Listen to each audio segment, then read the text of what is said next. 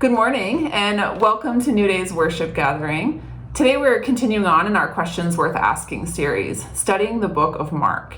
And as we're nearing the end of this study in the book of Mark, the question that we're asking today is, why have you left me? From Mark chapter 15. So as we prepare to look at this question, just a couple quick announcements. So first, the why opened this past week. So please just join us in praying for the staff and leadership at the Y throughout this reopening process. And we'll definitely be keeping you updated about New Day's plans to meet together in person moving forward. But for right now, we want to just join together in praying for the Y throughout this transition. We also want to just say a huge thank you to each of you. Thank you for your faithful support of what God is doing at New Day. Thank you for giving towards things like the Essential Supply Drive at the YMCA. Thank you for donating men's jeans to The Landing to support those in our community who are facing homelessness. Thank you for supporting the 130 young leaders at the Addis Ketma Care Point. These students are investing in their community and sharing the love of Jesus. And we're just really grateful and excited about future opportunities that we'll have to continue to share the message and love of Jesus. So as we come together to worship today, asking these important questions about who God is and how God interacts with the pain that we see in our world, would you just join me in reading from Psalm 93? The Lord reigns. He is robed in majesty. The Lord is robed in majesty and armed with strength. Indeed, the world is established, firm and secure. Your throne was established long ago. You are from all eternity. The seas have lifted up, Lord. The seas have lifted up their voice. The seas have lifted up their pounding waves. Mightier than the thunder of the great waters, mightier than the breakers of the sea. The Lord on high is mighty. So would you join us now in worship?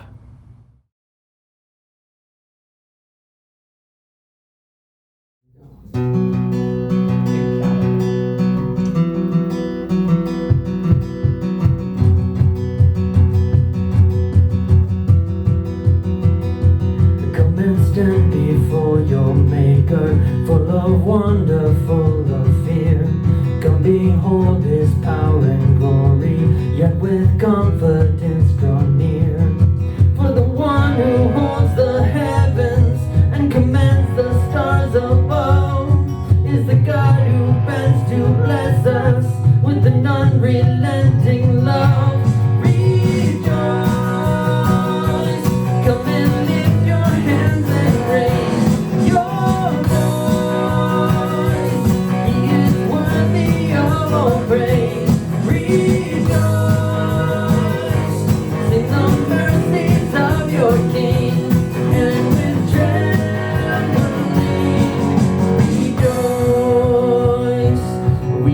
Children of the promise, the beloved of the Lord, one with everlasting kindness, bought with sacrificial blood, bringing reconciliation to a world that longs to know the affections of a Father who will never let them go.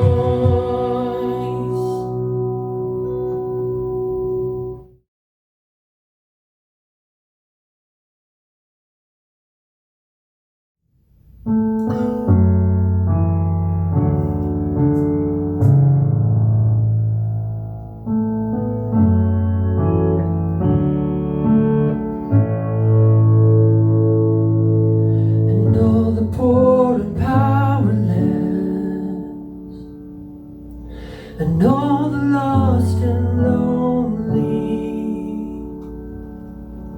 and all the thieves will come confess, and know that you are holy, and know that you are holy, and all will sing out hallelujah, and we will cry out hallelujah.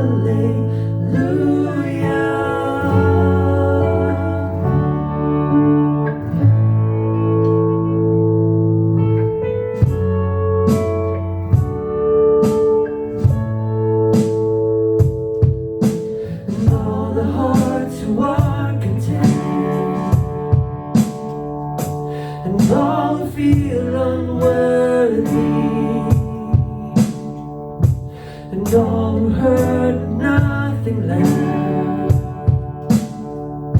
will know that you are holy, and all will sing out hallelujah,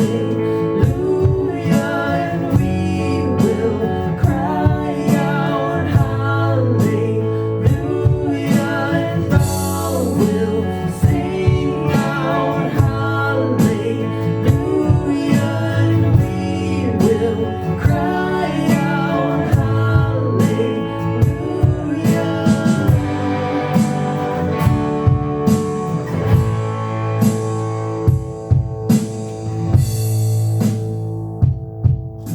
Shout it, go on and scream it from the mountains, go on and tell it to the masses that He is God.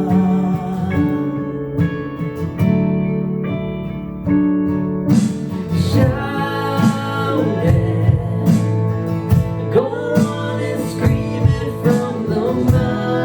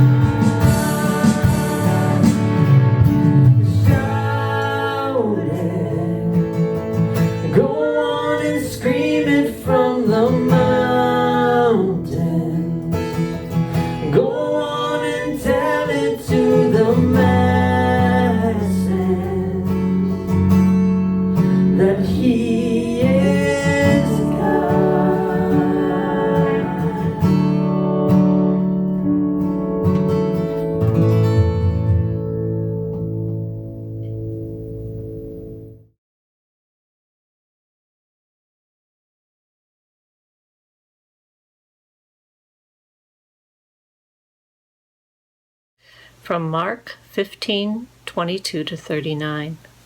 They brought Jesus to the place called Golgotha, which means the place of the skull. Then they offered him wine mixed with myrrh, but he did not take it. And they crucified him, dividing up his clothes. They cast lots to see what each would get.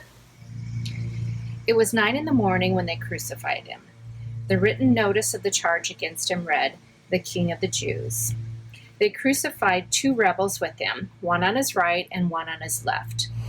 Those who passed by hurled insults at him, shaking their heads and saying, "So, you who are going to destroy the temple and build it in 3 days, come down from the cross and save yourself."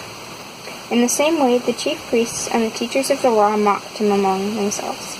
"He saved others," they said, "but he can't save himself. Let this Messiah, this King of Israel, come down now from the cross, that we may see and believe."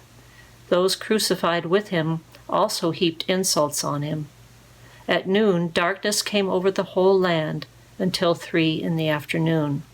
And at 3 p.m, Jesus cried out in a loud voice, "Eloi, Eloi, lema sabachthani?"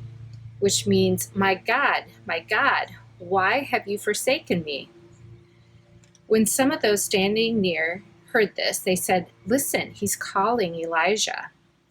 Someone ran, filled a sponge with wine vinegar, put it on a staff, and offered it to Jesus to drink. "Now leave him alone. Let's see if Elijah comes to take him down," he said. With a loud cry, Jesus breathed his last. The curtain of the temple was torn in two from top to bottom, and when the centurion, who stood there in front of Jesus, saw how he died, he said, "Surely this man is the Son of God."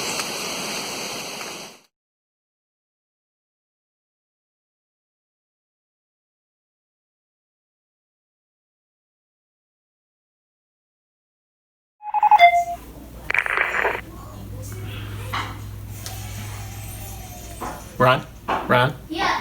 Okay. I ate a June bug in West Virginia one time. It was dead before I ate it. You got it? Okay.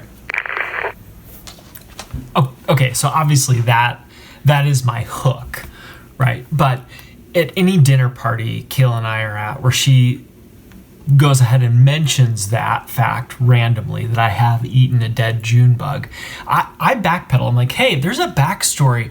There's some context here. As biblical scholars call it, there's an encyclopedia of reception. There's something you need to know to be able to receive that message, thoughtfully. And so I'm like, well, I've eaten bugs for a long time. It's always in the context of being a youth pastor or doing it because my youth pastor ate that bug. I bring up the story of this kid Jabez that wouldn't eat his food even though we were in bear country. And so he pretended to sort of, spit it out or barf it up into his bowl. And so I ate his food in front of him so that the entire week he would, eat his food, right? That's what you do. And there's that time, yes, in West Virginia, where I was walking to a cafeteria. Some students were behind me, in front of me. I was communicating with their parents, making sure that their parents knew that they were safe because we were whitewater rafting in West Virginia. And I noticed a dead June bug on the sidewalk. Now, when I got to the cafeteria, I pulled up my laptop to send an email to the church staff and parents, and that June bug landed on my keyboard. Now, what do? I mean, there was Andy and Adam and this kid named Cheese. Yes, that was his name. And they were wanting to see what I would do. And so without looking at them and without flinching, I grabbed the bug and started eating it and continued on my email. Now the reaction was exactly what I wanted, right? Decades of respect, certainly, but in the moment, just sheer shock. They just backed up. They were like, whoa! They had to explain it to everybody. It was exactly what I should have done, and I'll still defend it to this Now, every time, right, some one-off thing happens, you kind of have to put it in its context, right, to kind of catch the full picture. Why would Dave eat a June bug in West Virginia? And the June bug was dead, I heard. Context is key, right? The backstory is key. Now, when you're doing theology, I know, hard transition, but when you're doing theology, what you want to do is take your topic and sort of put it in context or in connection with other similar events or language that's sort of wrapped around in a similar way. So for example, if you were to study the topic of creation, right, or nature in the Bible, you'd want to pick 7 different instances where creation is talked about. Now, there's this great book called The 7 Pillars of Creation where a guy named Bill Brown does this, and it turns out there's about 7 different ways that the Bible talks about creation, right? So you don't always get the same exact picture. It's more like a kaleidoscopic picture. Now, there's a book called The Scandal of the Cross by one of my professors, Joel Green, and he says the cross is exactly that. It is a kaleidoscope. And when you put it in the context of the conversation that's already going on within the Bible, there's all these different nuances. But one thing is clear, the cross has to do with this long story of exile that starts in Genesis 3. Let me show you it. All right. So Genesis 1 through 3, there's creation in chapters 1 and 2, and then chapter 3, the fall of humanity. And then in chapter 4, all the same vocabulary repeats, and it seems like the fall doesn't just happen, but it continues to happen. So people are separated from themselves. It's like the humans are on the outside looking in. They want to cover themselves. They're disconnected from community, and physically they're separated from this place called Eden. They move east of Eden as a human community all the way to Genesis chapter 11, where if you go to the next chapter, chapter 12, that carries you, chapter 12 through 50 is one unit in Genesis, which ends in Exodus.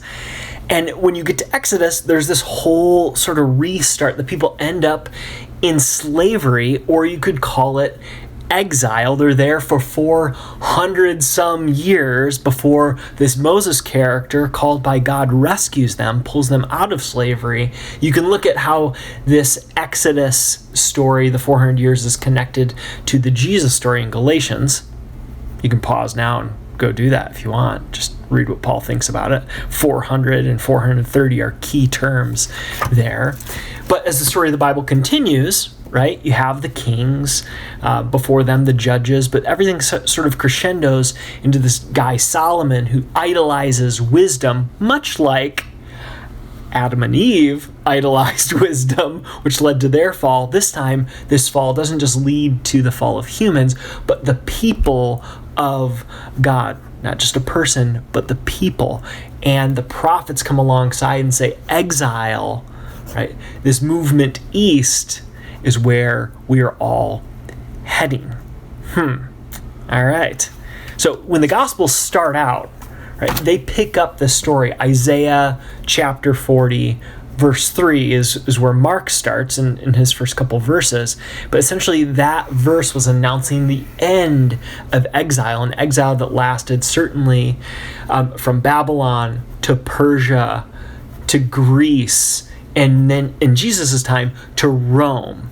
And so that's where we locate the cross and locate the language around the cross, is this story where the ultimate release from exile is somehow happening in the cross.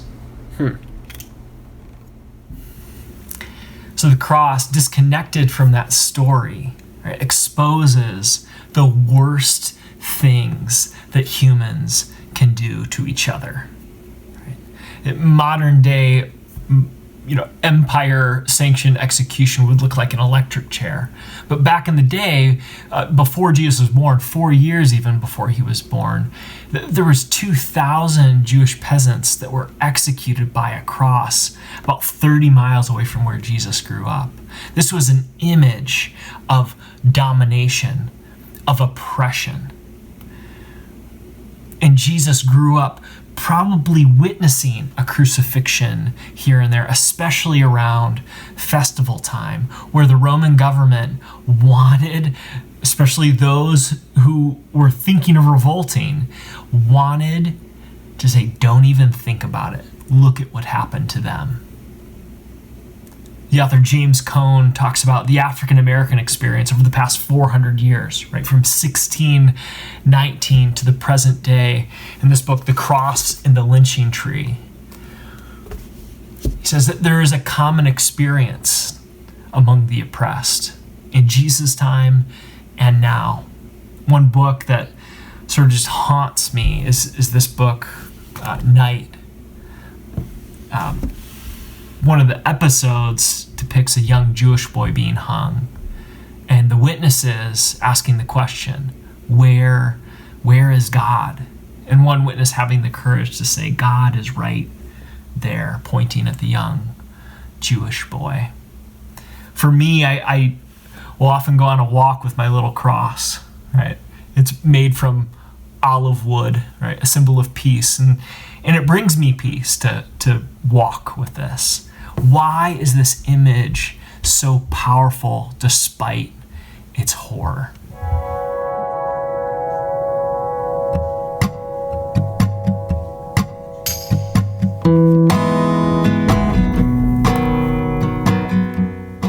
I think ultimately what we see in Jesus is God walking with us. God taking on the full experience of humanity, right? The good and the bad, the light and the dark. Think of someone like Hagar, right, who is exiled, who is cast out from the family. And God appears to her, and she calls him El Roi, the God who sees me. Or Ezekiel, who's off in exile, right, and is wondering if God cares anymore. And he notices God on the side of a river, and this God has wheels on his chariot. God's throne is mobile, right? So God shows up in exile with Ezekiel. Or in Jesus, who screams alongside humanity, right? Enters our pain, screams with us, enters our own personal exiles, the ways in which we've detached from what is true of ourselves, enters the community, begins to repair that community. He even moves towards restoring all of creation, right, by identifying with it all. And so Jesus, who screams alongside humanity, ends up being the response to that cry. The God who is with us, the God who sees us, the God who goes with us, the God who screams alongside us. What does this mean? What does this mean for you?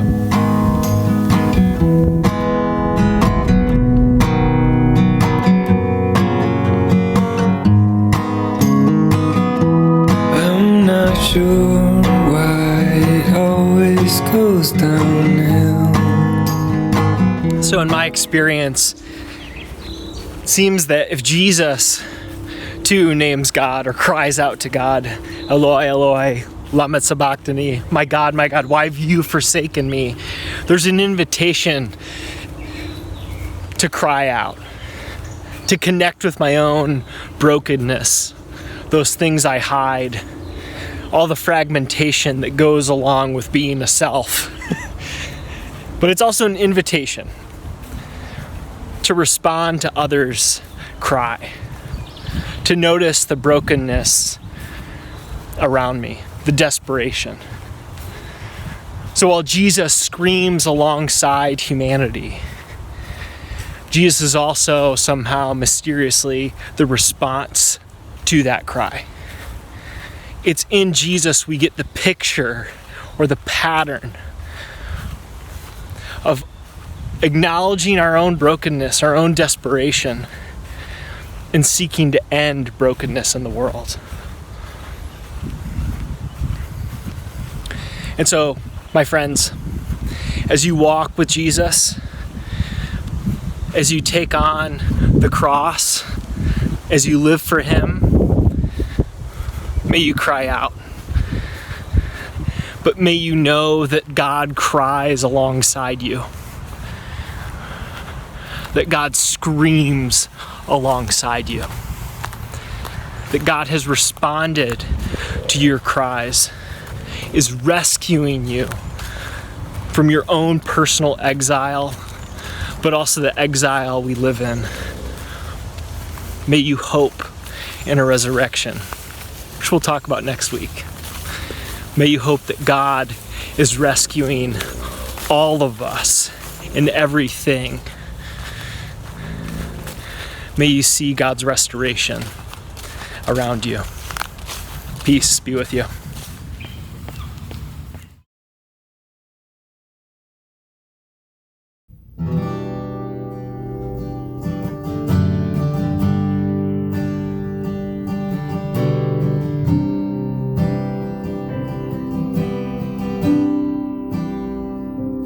There's a place where mercy reigns and never dies.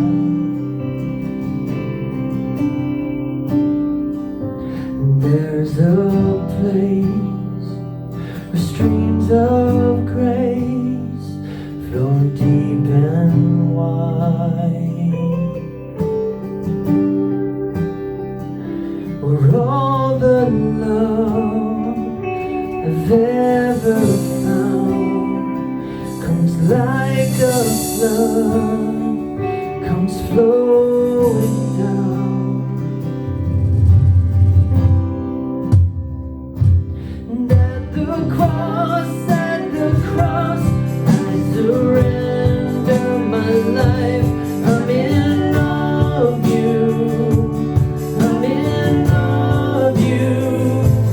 Where your love ran red and my sin washed white.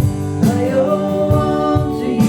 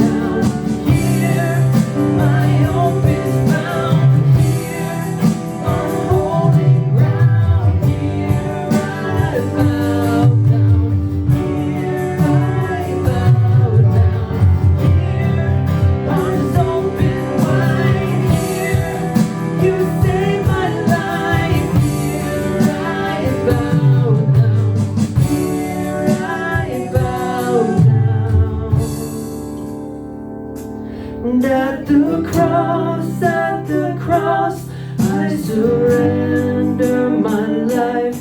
I'm in love with you. I'm in